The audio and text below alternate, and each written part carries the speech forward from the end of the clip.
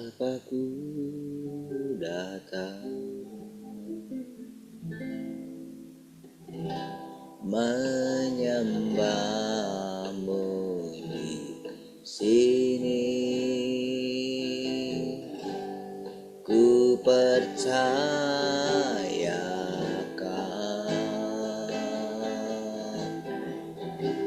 ada bagiku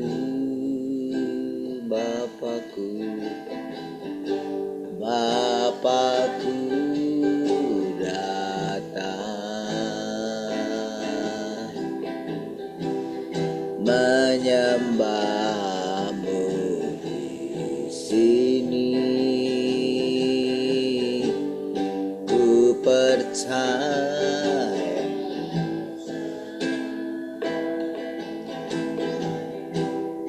ada bagiku,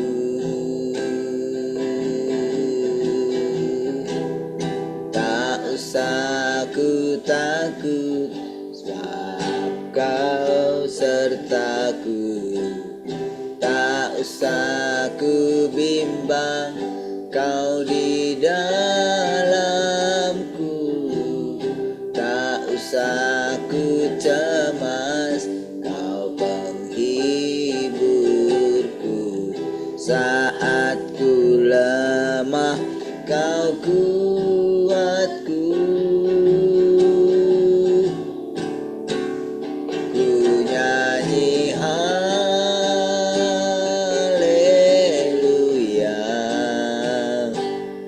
ku nyanyi haleluya.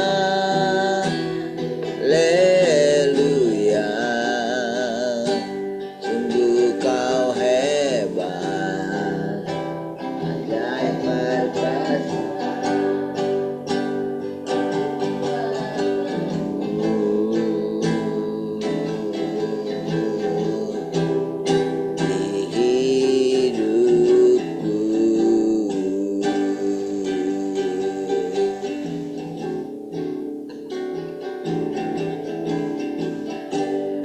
Bapakku datang menyembahmu di sini. Ku percayakan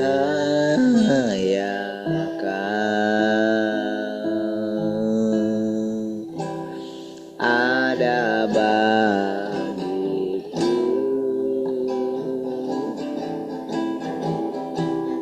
tak usah ku takut, sebab kau sertaku. Tak usah ku bimbang, kau di dalamku. Tak usah ku cemas, kau penghiburku. Saat ku lemah, kau kuatku.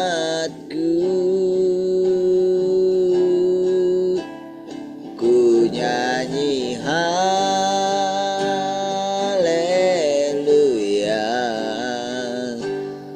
ku nyanyi haleluya.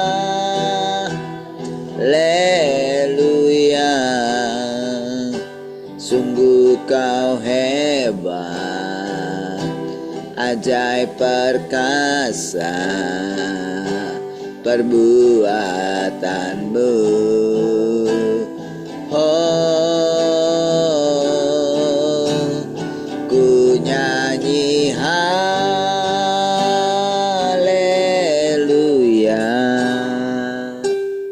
ku nyanyi haleluya.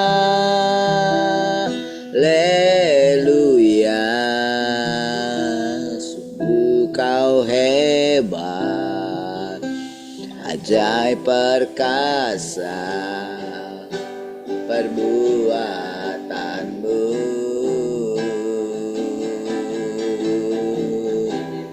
Di hidupku,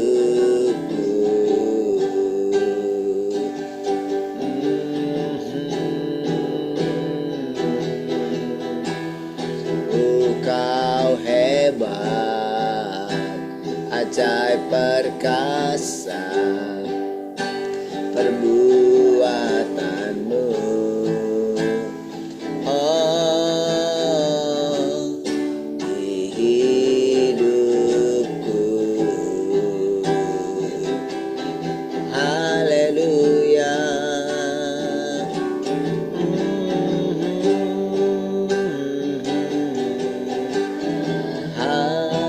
Haleluya. Terpujilah Engkau selamanya.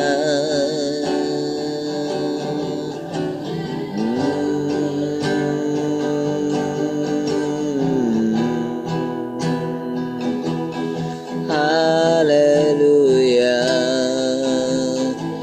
Oh,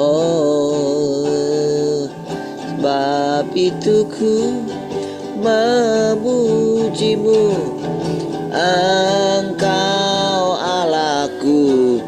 Mulutku kan selalu pujimu dan angkat tangan sembahmu. Tinggikan namamu, Yesus, kemuliaan bagimu.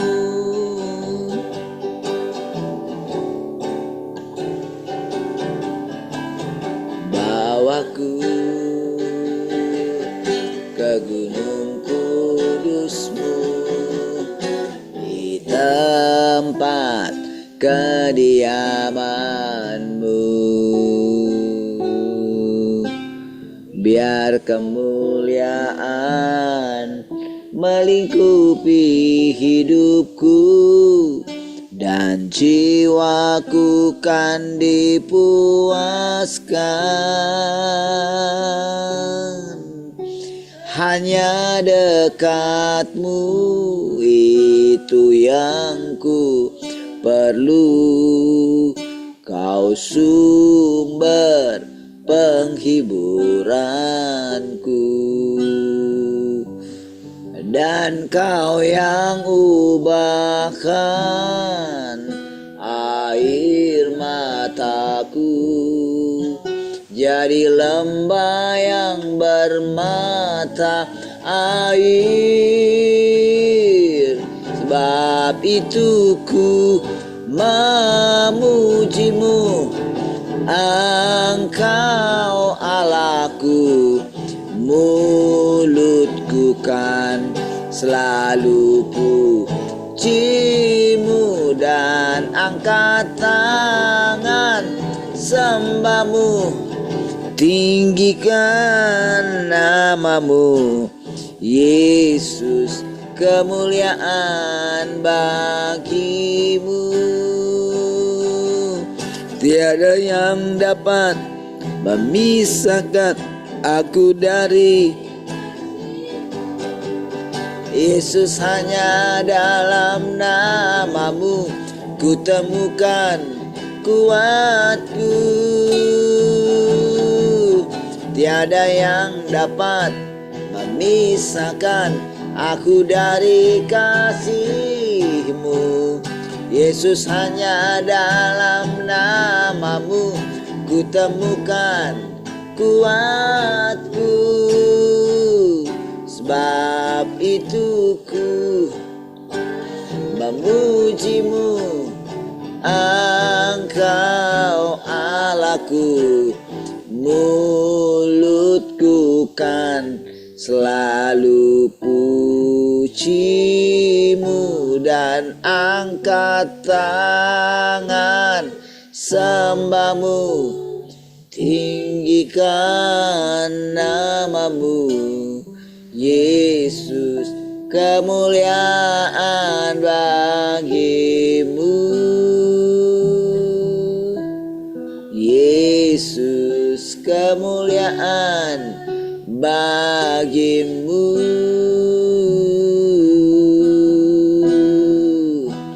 Yesus, kemuliaan bagimu.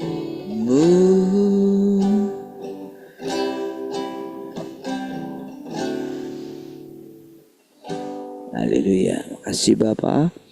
Syukur pagi hari ini karena kami masih dapat bersekutu dengan Tuhan, mendengarkan firman Tuhan. Kami tundukkan hati kami sepenuhnya supaya kami dapat mendengarkan Tuhan berkata-kata dan kami boleh menerimanya dalam hati kami Tuhan. Makan firman-Mu Tuhan. Makan bersama-sama dengan Tuhan dan Tuhan bersama-sama dengan kami. Terpujilah Engkau Tuhan. Haleluya. Kita semua yang merindukan Tuhan sama-sama katakan amin. Tuhan, shalom semua. Selamat pagi. Apa kabar?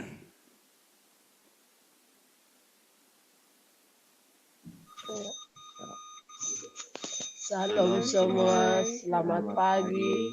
Kabar baik, kabar sehat, berkat Tuhan melimpah. Yes, yes, yes. Shalom semua, selamat pagi. Kabar baik, kabar sehat, berkat Tuhan melimpah. Yes, yes, yes.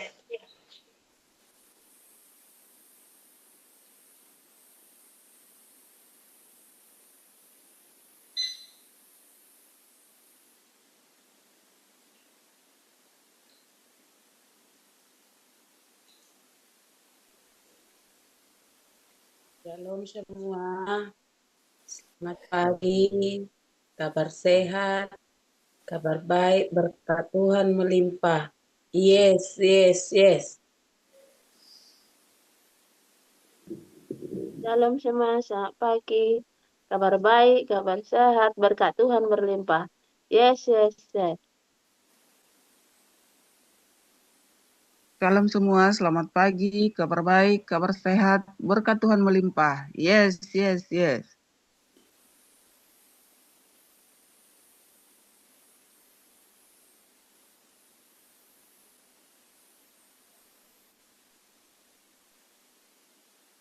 Shalom semua, kabar baik, kabar sehat, berkat Tuhan melimpah. Yes, yes, yes.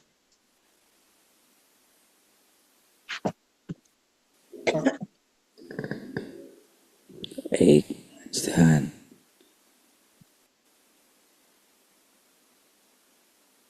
Shalom Jelita. Sudah selamat paginya tadi? Ada ya? Tuh yang nggak lihat ya. Salam Pak Tua, salam semuanya, selamat pagi, kabar baik, kabar sehat, berkat Tuhan melimpah. Yes, yes, yes. Yes, sah. Ada kedengaran suara baru tua ya. Baik, puji Tuhan. Ada yang mau sharing? Nggak ada ya? Yang nggak ada langsung aja. Oke.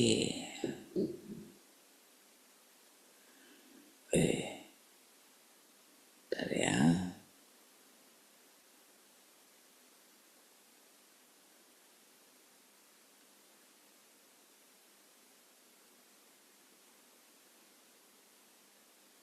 Oke. Yesus melakukan mujizat-mujizat. Yesus memberi makan 5.000 orang. Oke. Saya baca dengan cepat ya. Yohanes 6 ayat 8 sampai 13. Salah satu dari murid-muridnya, Andreas, saudara Simon Petrus, berkata kepadanya, "Ada seorang anak kecil di sini yang mempunyai 5 roti gandum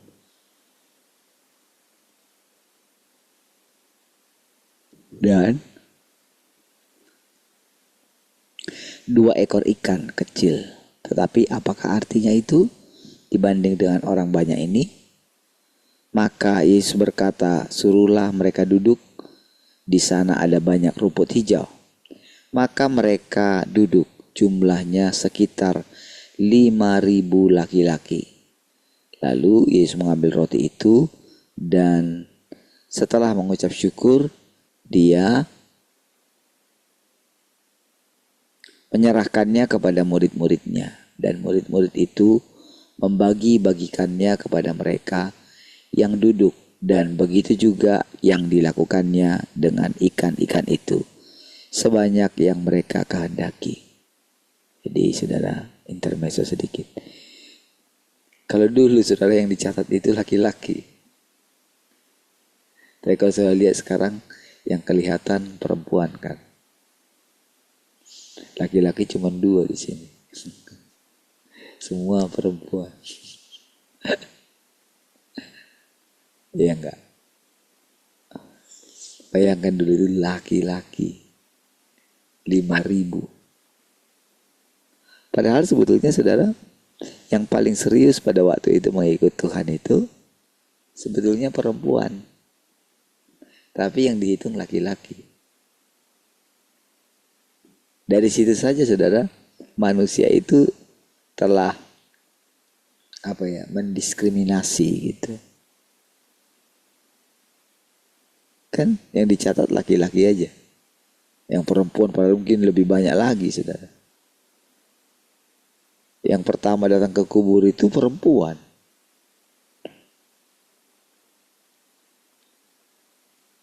Ya kan? Yang buat imannya kagum itu perempuan-perempuan. Ya kan? Nah, saudara, mari lihat saudara. Jadi Tuhan itu sedang datang gitu dengan cara yang berbeda gitu. Jadi ternyata saudara, apa yang dipikirkan oleh manusia itu, jadi ketika diucapkan itu kayak jadi satu jalan umat manusia itu gitu. Cobalah ketika dulu Paulus, dari manalah dia itu bisa langsung mengucapkan kata-kata perempuan tidak boleh berkhotbah katanya. Itu kan? Iya loh. Karena perempuanlah yang berdosa. Gitu. Loh.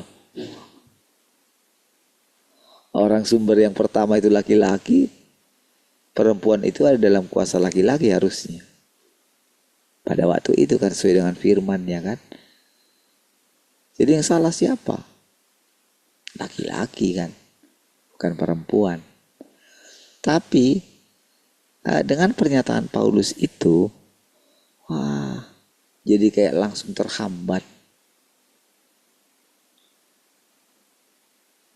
Lihat bagaimana Tuhan membangkitkan Deborah gitu. Ya kan? Sehingga dia dicatat gitu.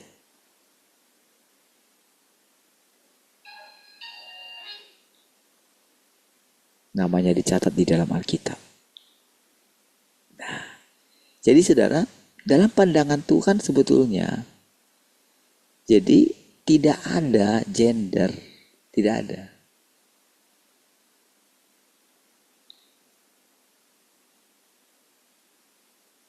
Tuhan tidak membutuhkan ibu, tidak membutuhkan ayah.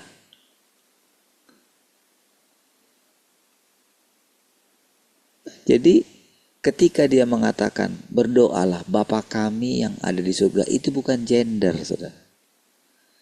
Jadi kita mesti ingat, di sorga tidak ada gender.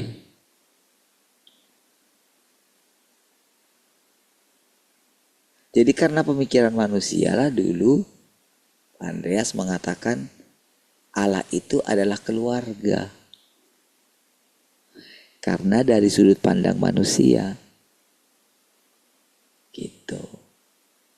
Tidak dari sudut pandangnya Tuhan. Makanya terjadi pemisahan ini. Tapi walaupun demikian, karena memang Tuhan itu sekali lagi datang sebagai wujud manusia, memang sudah seharusnya datang dalam wujud perempuan. Gitu. Di situ ya, supaya saudara itu agak ini sedikit, agak maju sedikit lah gitu. Pemikiran kita ini mesti maju gitu. Majunya itu maksudnya ikuti pergerakan dan pekerjaan Tuhan. Ikuti cara Tuhan menyingkapkan. Terbukalah gitu. Kalau enggak saudara, akan sia-sia semua korban Tuhan itu. Jadi walaupun sebetulnya Tuhan itu boleh dikatakan, kan kita kan nggak melihat apa-apa, bukan seperti dulu kayak kita merasakan hadirat, lalu kita gemetar, kita nangis, enggak. Mungkin kita melihat penglihatan, enggak, itu udah kuno gitu.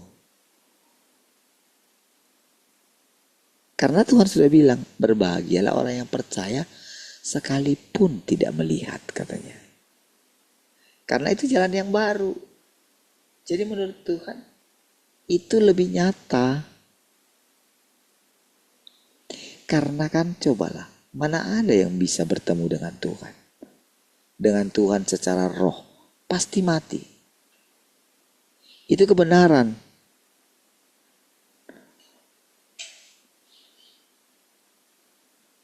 Tuhan tidak akan melanggarnya.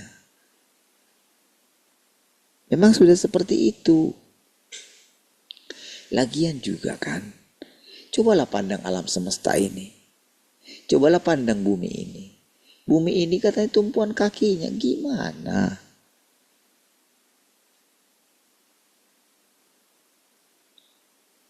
Gimana kita bisa bertemu dengan Tuhan yang seperti itu? Gimana caranya? Gak bisa kan?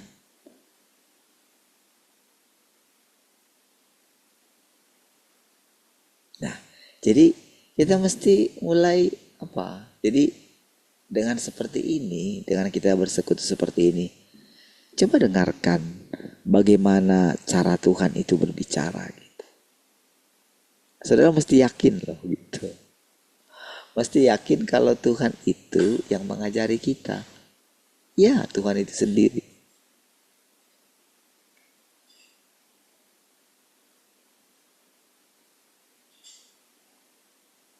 Ya, karena itu roh yang melakukan sebetulnya. Cuman orang ini, jadi orang ini kalau orang ini mau benar-benar diselamatkan, orang ini mesti tunduk kepada perkataan-perkataan Tuhan ini.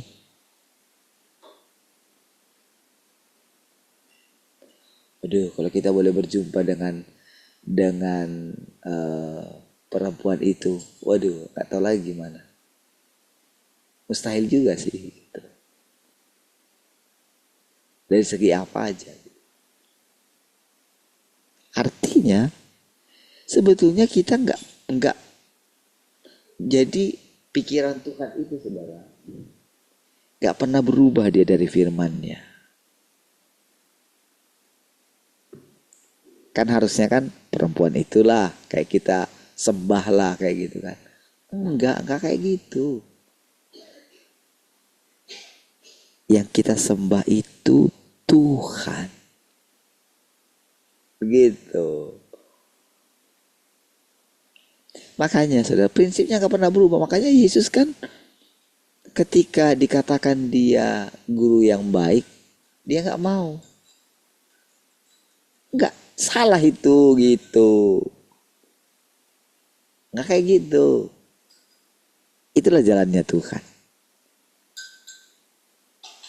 Itulah wataknya Tuhan. Jadi mesti, kenapa kita banyak sekali saudara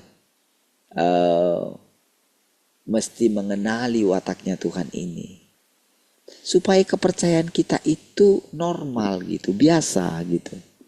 Tapi dalam sekali. Makanya kita bicara, kan sudah lihat gitu. Kalau boleh saya khotbah itu duduk, saya duduk khotbahnya. Ngomongnya gitu.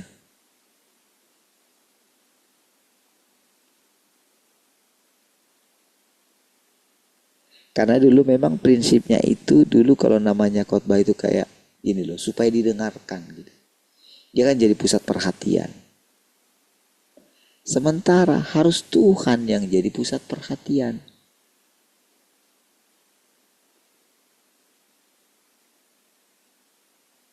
Makanya, jadi entah siapapun, entah saudara pun orang ini gitu. Saudara harus punya pikiran seperti orang ini gitu. Karena orang ini punya pikiran seperti Tuhan itu, Kristus itu gitu. Itu prinsipnya. Kalau ada orang yang melanggarnya, jadi kalau misalnya saya melanggarnya, jadi memang Tuhan tidak akan langsung disiplin. Karena apa? Karena dianggap dia, ya kamu belum. Kamu gak layak dihukum untuk itu karena ya kamu, jadi hati kita dilihat oleh dia gitu. Kan di situ kan kita disempurnakan oleh dia. Karena kalau langsung dia hukum saya, macam mana lah pekerjaannya, berhentilah pekerjaannya. Dia cari lagi yang lain. Gak terwujud lagi. Tuhan itu sebagai Tuhan yang sabar dan tekun. Makanya lihat Musa itu, saudara. Tuhan kasih perintah, udah awas kamu Musa. Pergilah kamu. Nanti, pergilah biar nanti aku utus malaikatku katanya. Oh nggak mau katanya. Kalau engkau nggak berjalan di depan kami nggak berjalan sedikit pun. Orang pikir itu kan hebat kan? Iya memang.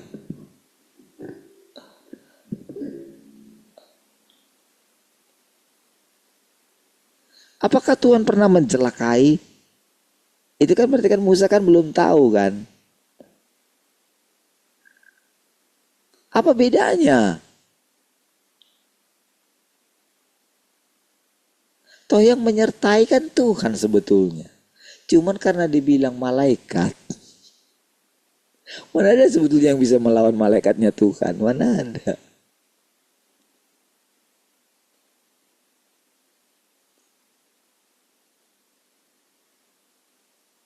Karena kan otoritas di tangan Tuhan kan.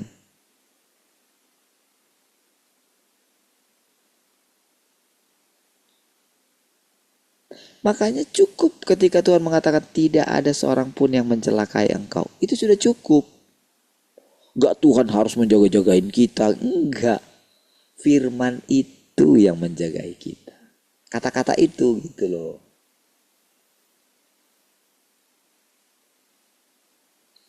Kata-kata bapak saya aja itu cukup menjagai langkah saya. Iya.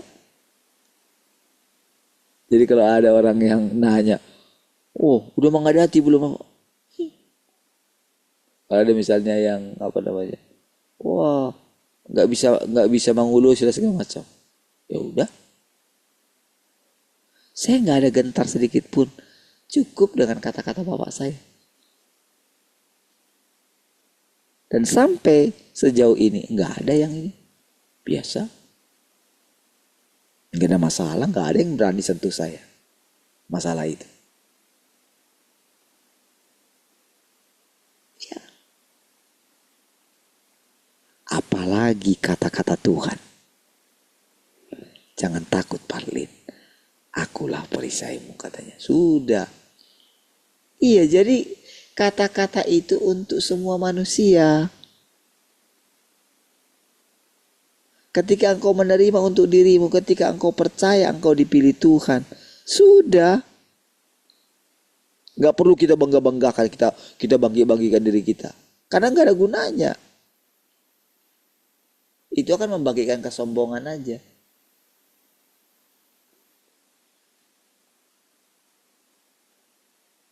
Ketika Tuhan suruh dia berjalan di depan katanya.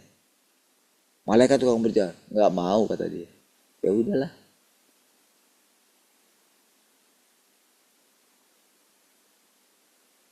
Menyingkir kau Musa, mau ku matikan semua orang ini. Lebih baik aku mati katanya.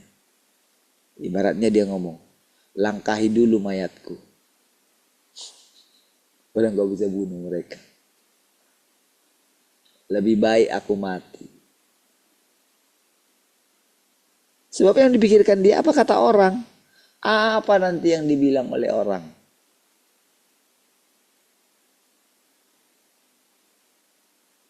Jadi sebetulnya apa yang dipikirkan oleh Petrus itu, jadi kalau boleh sebetulnya dikatakan, kalau dulu sudah harusnya bisa, kalau sudah zaman seperti zamannya murid-murid, Tuhan sudah bisa bilang sama Musa, anyahlah engkau iblis, engkau hanya memikirkan apa yang dipikirkan oleh manusia. Tapi kan pada waktu itu belum bisa mengucapkan itu. Karena belum waktunya iblis itu disingkapkan. Karena begitu Tuhan menyingkapkannya, wah, maka iblis itu pun akan menampakkan diri dia. Karena kan diakui sama Tuhan. Itu. Lihat ya kronologisnya itu. Kita mesti memperhatikan kronologisnya itu, jalan ceritanya itu. Di zaman mana Tuhan sekarang?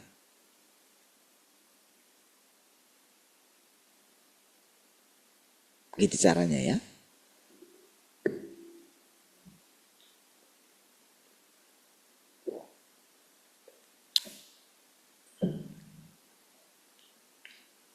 Membagi-bagikannya kepada mereka yang dulu, dan begitu juga dilakukannya dengan ikan-ikan itu sebanyak yang mereka kehendaki. Ketika mereka sudah kenyang, dia berkata kepada murid-muridnya, kumpulkanlah potongan-potongan sisanya agar jangan sampai ada yang terbuang. Karena itu mereka mengumpulkan semuanya dan memenuhi 12 keranjang dengan sisa potongan dan 5 roti gandum yang tersisa setelah mereka makan. Ada 12 keranjang ya. Lalu mujizat yang berikutnya. Kebangkitan Lazarus memuliakan Tuhan. Yohanes 11 ayat 43 sampai 44. Dan ketika dia sudah berkata demikian, dia berseru dengan suara keras, Lazarus, keluarlah. Maka orang yang sudah mati itu datang keluar, tangan dan kakinya masih terikat dengan kain kafan. Dan wajahnya tertutup dengan kain. Yesus berkata kepada mereka, lepaskanlah dia dan biarkan dia pergi. Di antara mujizat-mujizat yang dilakukan oleh Tuhan Yesus, kami telah memilih hanya 2 ini karena keduanya berguna untuk menunjukkan apa yang hendak aku bahas di sini. Pertama dibilang kami, setelah itu aku, katanya kan. Coba lihat itu. Tuhan juga kadang mengungkapkan seperti itu. Nanti aku akan datang bawa Bapakku juga, katanya kayak gitu. Jadi sekarang jangan bingung lagi ya dengan istilah-istilah seperti itu ya. Kita masih terbiasa dengan hal yang yang baru, yang kadang nggak bisa kita jelaskan dengan bahasa manusia kita gitu. Tabrakan nanti firman Tuhan itu.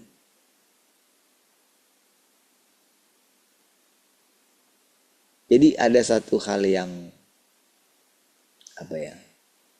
yang mungkin harus dibongkar dari pemikiran orang Kristen gitu, orang percaya pada umumnya, yang percaya akan Tritunggal.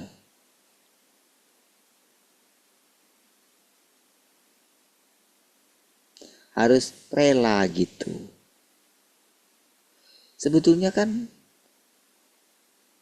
nggak ada masalah kan di situ kan.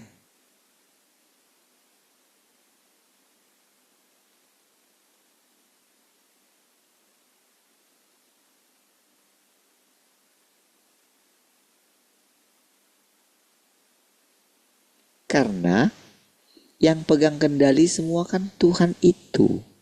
Ya. Jadi ketika Tuhan datang menjadi manusia itu, memang di satu sisi orang gak percaya. Tapi di sisi lain, orang menciptakan Tuhan yang lain.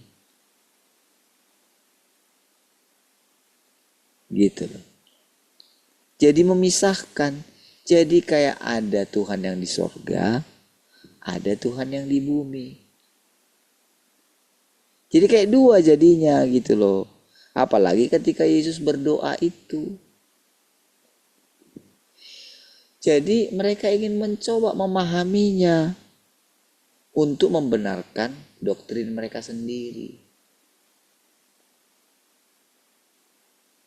Itu doktrin manusia. Tak seperti itu, kata Tuhan. Jadi sekarang mesti Tuhan jelaskan. Dulu belum perlu dijelaskan, tidak masalah. Sekarang harus dijelaskan. Karena kalau nggak seperti itu, kita nggak akan bisa. Kita tidak akan pernah melihat kedatangan Tuhan yang kedua kali. Kalau pemikiran kita seperti tadi, kan sudah Tritunggal. Datang lagi yang satu ini. Mau jadi apa? Mau jadi 4. Tapi kalau kita bilang satu, lah dia perempuan, gak layak lah dilihat dari atas ke bawah. Kalau misalnya seandainya orang itu ada menampakkan diri di sini, ya kan? Langsung kita teliti, langsung kita dengarkan dia. Langsung kita ketika mendengarkan, misalnya seperti saudara orang yang baru misalnya mendengarkan saya, dia kan akan terus perhatikan gitu, di mana salahnya saya. Kan kayak gitu kan? Sama kalau Tuhan itu, Tuhan yang Maha Kuasa itu datang di sini, perempuan itu.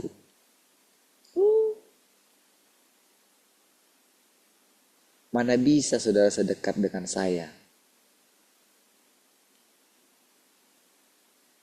Mana bisa? Artinya apa?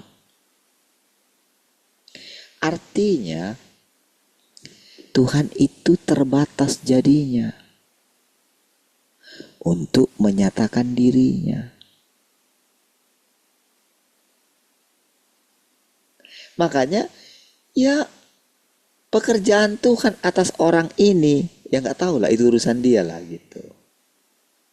Jadi saya pun harus menyangkali diri saya gitu. Jadi kayak saya melihat diri saya itu orang lain gitu. Supaya saya bisa melihat Tuhan. Kalau enggak saya nggak akan bisa melihat Tuhan. Seperti itu prosesnya. Jadi kalau misalnya ada orang mengatakan saya baik gitu kan, oh baik, dia lembut segala macam. Nah kalau saya tidak punya pikiran Kristus, kalau saya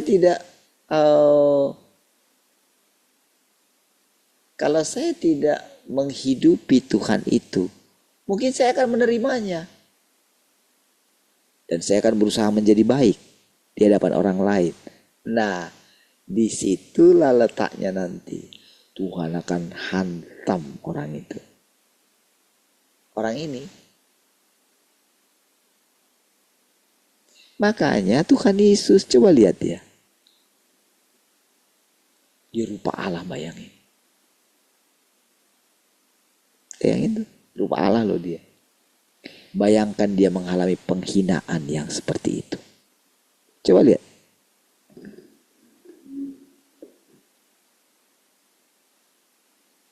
Makanya coba lihat orang-orang dunia yang tidak percaya Tuhan Yesus. Coba lihat betapa mereka sangat menghina.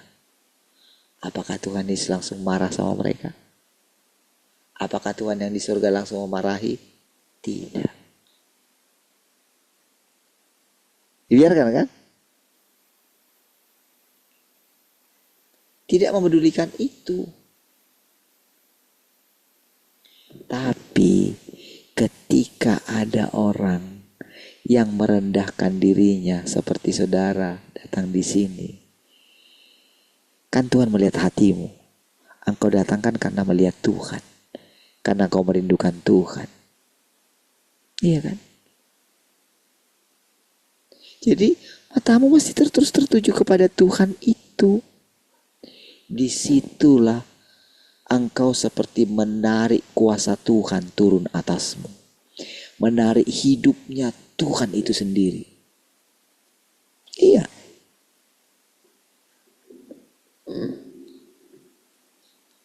Makanya, jadi kalau ada saudara lihat gitu, misalnya orang, wah, dia kayak apa namanya, kayak hebat sekali lah gitu. Memang pakai dalam nama Yesus menyembuhkan orang. Saudara, sekarang gak waktunya lagi kayak gitu. Mau gimana pun orang itu berusaha menjaga rendah hati, tetap pasti dia akan sombong. Tetap dia pasti akan dihancurkan oleh Tuhan. Lihatlah dari dulu. Siapapun dia. Siapapun dia.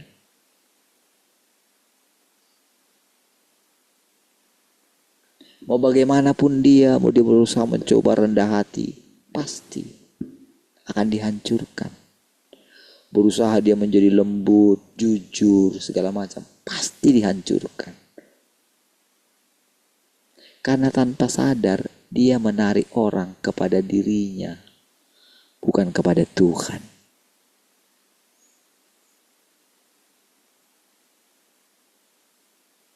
Gitu loh. Lihat ya, caranya seperti itu ya, kronologisnya seperti itu. Sehingga nanti kita itu mulai memahami seperti apa sih sebetulnya kita ini ngalami apa sih? Apa sih yang sedang Tuhan kerjakan?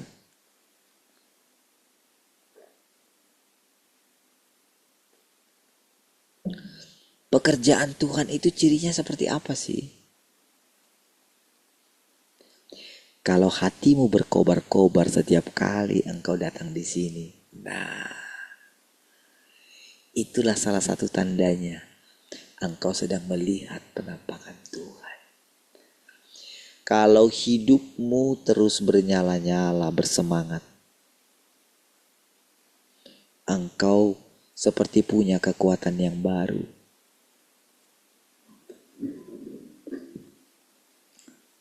Tiga mama sudah di sini kalang kan?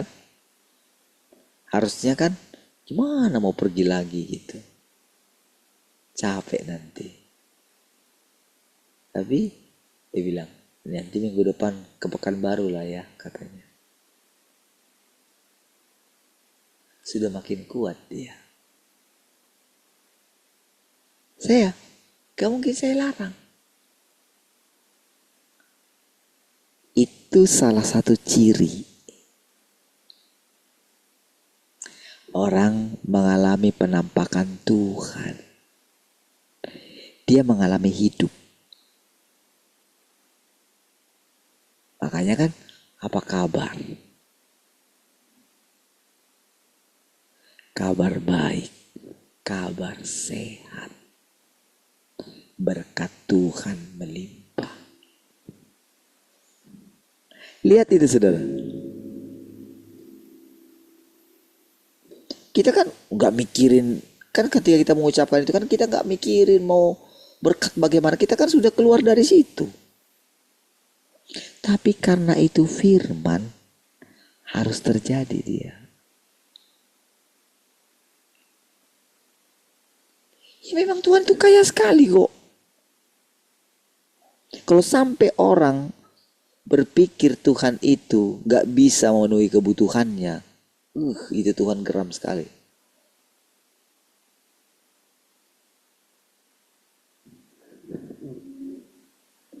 Iya.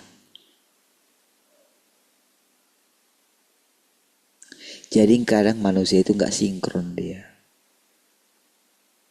Dia percaya sama Tuhan, tapi dia membuat dirinya kaya. Dia sendiri dengan kekuatannya. Makanya selalu gak lupa, berkati pekerjaanku Tuhan, buatlah berhasil Tuhan. Jadi nanti gak siap ketika mengalami tidak berhasil.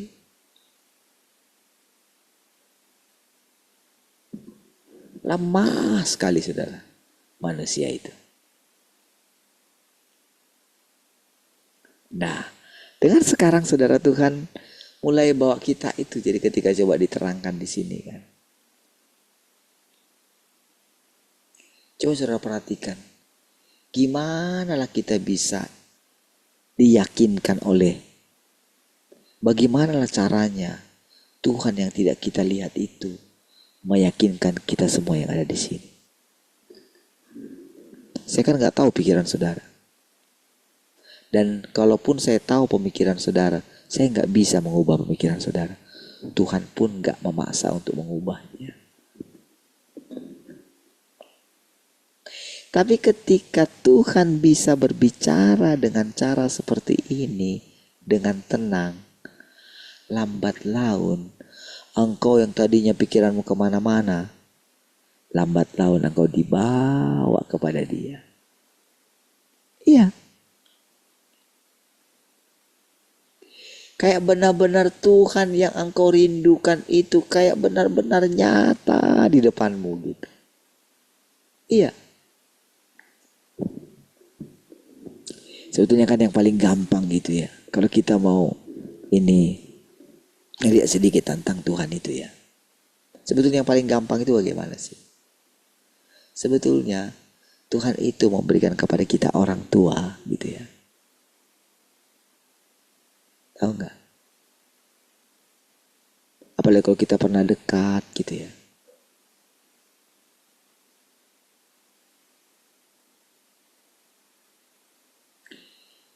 Saya sudah katakan berkali-kali ya, walaupun bapak saya seperti itu, kami sedikit pun gak ada kayak sakit hati apa gitu, gak ada loh. Iya, kami dekat sekali dengan bapak kami. Iya, dekat sekali.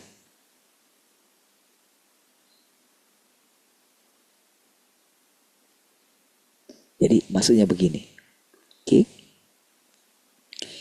Jadi ketika kita itu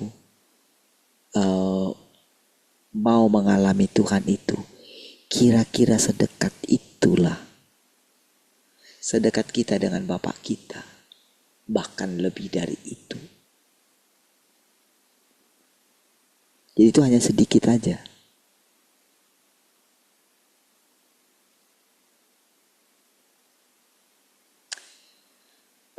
Bapak saya itu suka sekali banggain anak-anaknya. Iya.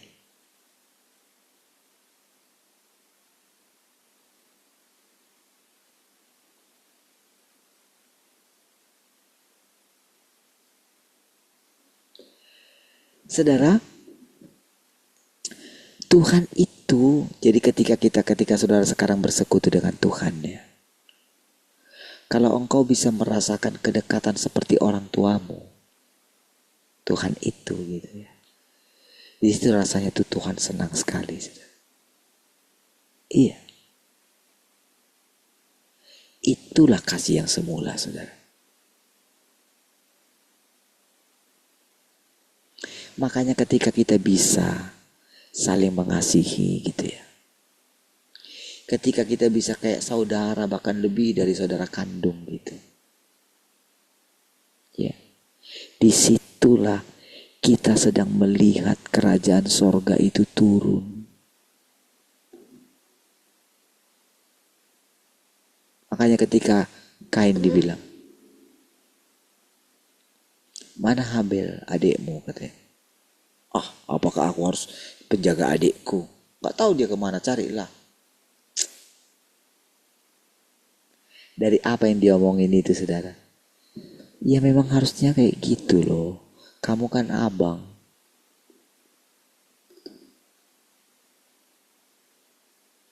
Gitu loh.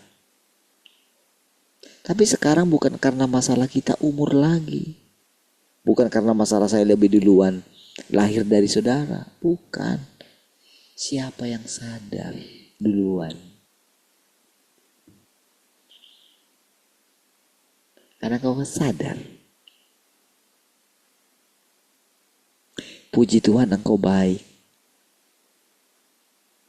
Puji Tuhan engkau punya orang tua yang baik. Iya kan? Ada orang yang tidak punya itu. Sehingga dia menjadi lain.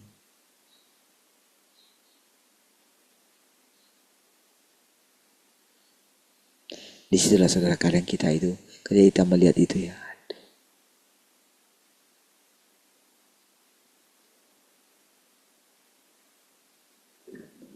si Denny sekarang ikut dia kerja. Ya kadang saya tanya, gimana? Mama gimana? Mama sekarang masih kerja enggak? Iya, harusnya sih dia nggak kerja lagi. Dia udah bilang sih. Tapi gimana? Kalau mama nggak kerja kami nggak makan katanya. Terus bapak gimana? Katanya kayak gitu. Rasanya saudara ketika saya dengar itu ya, rasanya kayak timbul kebencian di dalam dirinya. Tapi dalam hati saya kayak gini, iya ya Tuhan ya.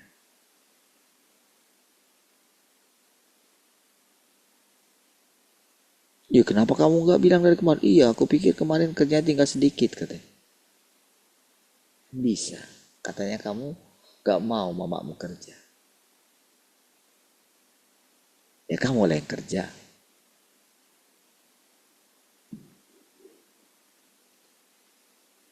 Saudara, di situ benar-benar saudara saya itu kayak melihat gitu loh.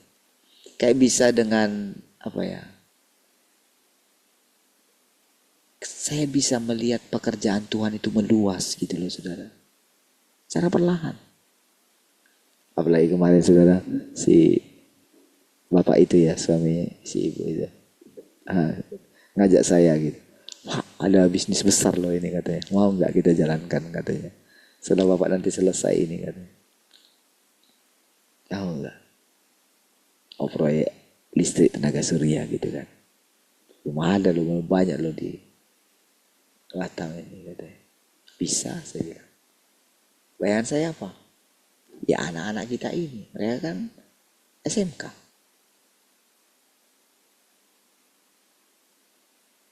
Ngajar mereka sedikit sebentar aja nih buat itu. Iya. Jadi kayak gini, kayak gimana ya Tuhan ini ya, caranya kemana ini gitu. Kok hebat kali ya. Iya.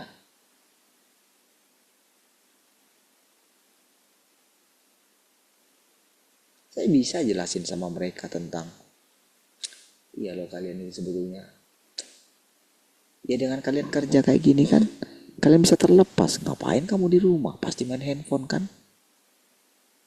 Iya sih telang katanya.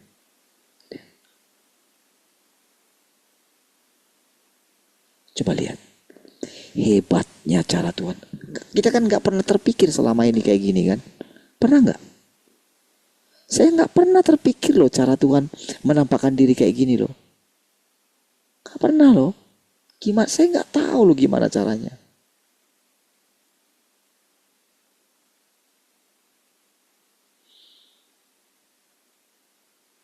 Nggak tahu gimana caranya. Yang kita percayai adalah Tuhan memang sudah datang. Tapi sekarang kita mesti meningkat. Bukan masalah kita percaya Tuhan sudah datang. Tapi mau nggak kita ikutin dia? Kemana dia pergi? Mau nggak kita perhatikan cara bagaimana dia melakukan pekerjaannya? Mau nggak kita belajar? Gimana sih caranya kita menerapkan firman ini?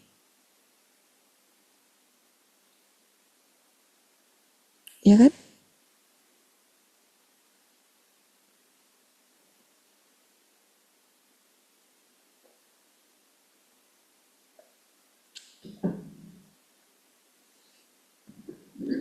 Pak Kiai sudah pulang dia dari tempat itu kan.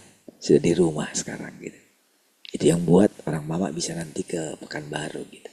Tadinya kan mau lewat Pekanbaru. Janganlah kata adik saya. Karena masih di tempat urut itu gitu.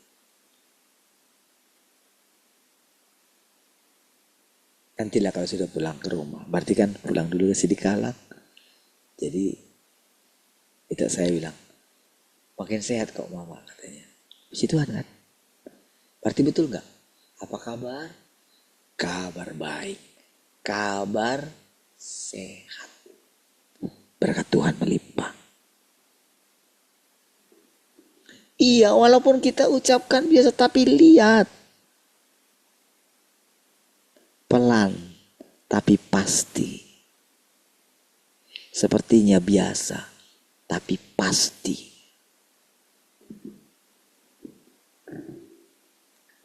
Benih itu bertumbuh dia. Amin. Jadi nanti kira-kira engkau bisa mendeskripsikan Tuhan yang engkau dengarkan setiap pagi. Engkau bisa gambarkan, oh Tuhan itu ternyata kayak gini. Nah, yang kayak gitu, itu bukan kata orang, itu kata pengalamanmu. Iya. Itu bukan apa kata orang.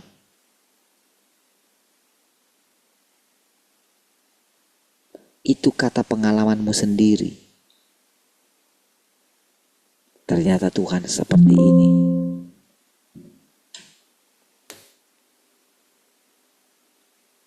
Iya, Tuhan seperti itu. Tuhan seperti ini. Dari pengalamanmu setiap hari. Dari apa yang kau dengarkan, bagaimana cara dia berbicara. Iya. Makin lama kan makin bebas. Semakin kita menyangkali diri kita, semakin bebas, semakin indah kita lihat Tuhan itu. Iya. Kita itu kayak punya cerita setiap hari gitu loh. Cerita kita kayak gak habis-habis.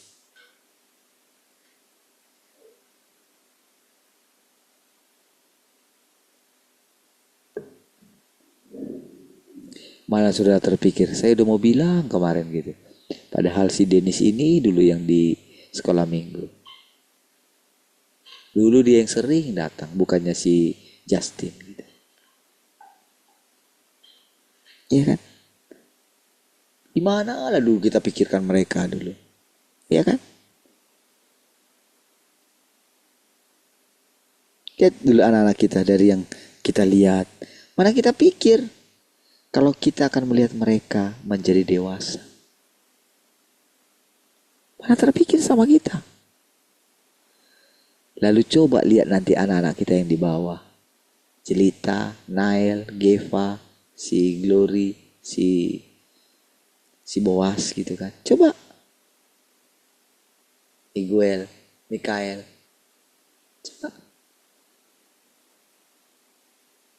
Kita lihat cara Tuhan itu hebat.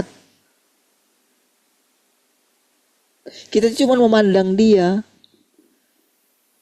Cuma bekerja sama dengan Tuhan. Kalau Tuhan sabar, masa kita gak sabar? Kalau Tuhan tekun, masa kita gak tekun?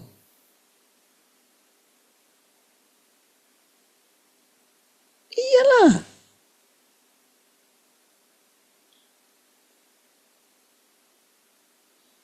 Coba, kalau kita melihat semua itu, kalau kita melihat mereka bertumbuh. Sekarang aja kita ketika kita melihat mereka, ih, indah sekali kau ya Tuhan.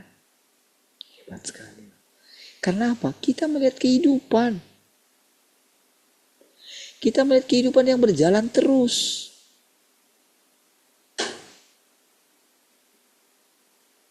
Iya kan? Padahal rasanya kita itu hanya duduk di kaki Tuhan memperhatikan dia aja gitu. Kan sudah terbukti selama ini saudara, mau gimana pun capeknya saudara. Iya. Coba lihat selama ini. Wah itu sampai lembur-lembur terus kan.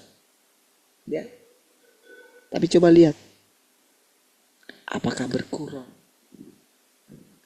kesehatan kita? Apakah berkurang kesehatan saya? Enggak.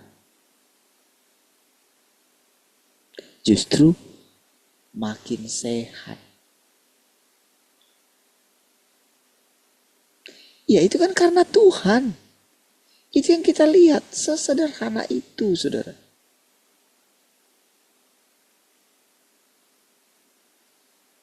Lihat sukacita kita.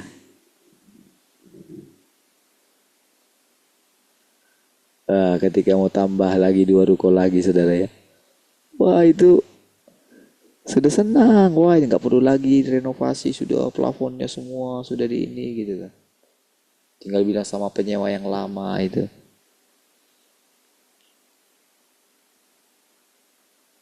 Gak usah dibongkar gitu kan. Kemarin dibongkar semua saudara. Iya. Ketika saya melihat itu, ya ampun. Rasanya sudah, kok ego manusia ini ya. Ini kan pasti ada keles kan. Sama yang punya ruko gitu kan, si penyewa lama itu. Untung masih lantai 1 aja yang dibongkar gitu. Di satu sisi kita mau hentikan, iya yang bongkar itu kan pasti kan dapat uang untuk bongkar itu kan. Tapi kalau kita pikir betapa sayangnya, itu masih bagus semua loh saudara pokoknya. Mahal bikin itu. Belum lagi bahannya kan. Rasanya kalau dikerjain lagi rasanya itu aduh kayak buang uang lah kayak gitu. Sih itu rasanya saya lihat udah gak bisa senyum dia.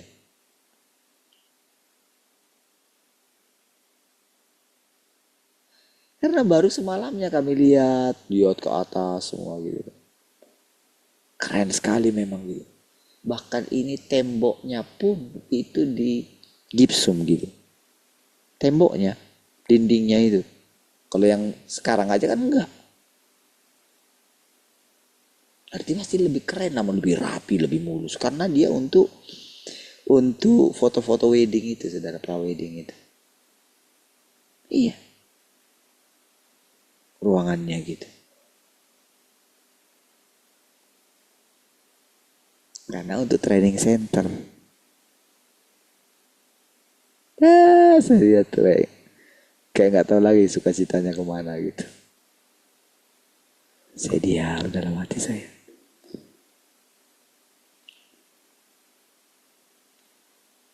Saya belajar saudara memandang apa, bagaimana Tuhan itu. Setiap hari saudara Tuhan itu kayak ngajar kita live gitu. Ngajar kita langsung. Setiap hari. Kita nggak tahu gimana caranya. Tuhan mengajar kita secara perlahan lewat pengalaman nyata kita setiap hari. Bayangkan setiap hari. Iya. Itu hanya cerita saya. Cerita saudara pun pasti beda. Kalau engkau mulai berpikir seperti saya berpikir ya, engkau akan mengalami kejutan demi kejutan dari Tuhan. Perhatikan aja. Itu semua seperti pengalaman burukmu itu seperti dihapus semua. Ya nggak tahu gimana caranya. Tapi memang seperti itulah Tuhan. Yang lama sudah berlalu, yang baru sudah datang. Ya seperti itu Tuhan. Seperti itu. Aku akan melihat rasanya engkau seperti kayak manusia baru, kayak engkau masuk ke langit baru dan bumi baru. Memang itu. Jadi engkau jadi ngerti. Oh ini artinya langit baru bumi baru ya. Oh ternyata nggak perlu aku nunggu mati baru aku melihat langit baru bumi baru ya. Artinya apa saudara? Dunia nyata kita, dunia materi dan dunia sorga kita. Sorga itu sebetulnya alam roh gitu. Alam roh itu sebetulnya wawasan berpikir kita ini gitu. Selama ini wawasan pikiran kita itu yang lama. Jadi yang lama itu dihancurkan. Apa yang lama itu saudara? Trauma-trauma. Segala kegagalan kita di masa lampau. Itu dia. Jadi kalau dikatakan langit baru dan bumi yang baru. Ini loh pikiran kita yang terkungkung oleh segala penderitaan. Oleh karena kesukaran. Oleh karena trauma-trauma kegagalan. Itu semua dilenyapkan. Itulah langit yang lama saudara. Termasuk fisik kita. itulah bumi. Bumi yang baru katanya. Itu yang kita lihat. Nyata kita lihat. Jadi makanya saudara, sekarang engkau jadi mengerti bahwa duduk di kaki Tuhan itu bukan lagi satu paksaan, tapi satu kenikmatan. Karena engkau melihat Tuhan yang sebenarnya. Baik, Tuhan. Udah lewat dua. Ya, dua. Kita berdoa. Kasih Tuhan, kami bersyukur untuk persekutuan ini. Terpujilah Engkau Tuhan dari sekarang sampai selama-lamanya. Haleluya, sama-sama katakan.